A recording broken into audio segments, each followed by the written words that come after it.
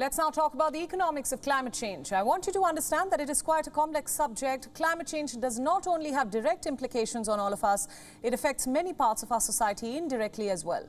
To point out one figure and say that this is how much climate change costs will be impractical. Germany, for one, has just revealed that the country is incurring losses of $6.7 billion every year. In the past decade, parts of Europe have seen extreme heat, drought and floods. This study is by an economic research company called Prognos. It analyzed past major weather events and disasters like the 2021 flooding. Western Germany reeled under the catastrophe that ended up costing close to $41 billion in damages. And the heat wave in 2018 and 2019 cost Europe's biggest economy more than $81 billion.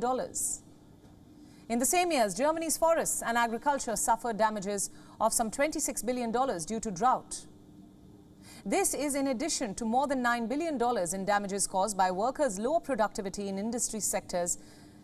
The German environment minister has called the numbers alarming. In a statement, she said, and I quote, "We must and we will now invest more in climate protection and climate adaptation in order to better protect our population." It is important to note that Germany has aimed in being carbon neutral by the year 2045. The authors of this study have clarified that the cost could be even higher because some unquantifiable effects have not yet been considered, like the impact of health and the consequences for biological diversity. To give you some perspective, let's compare it with one of the leading economies, like the United States. Climate change could cost about $2 trillion every year. This means a 7.1% loss in annual revenue for the country. On top of this, the US government could spend an additional $25 billion to $128 billion each year. This will be for the vulnerable sectors like coastal disaster relief, flood insurance, crop insurance and healthcare insurance.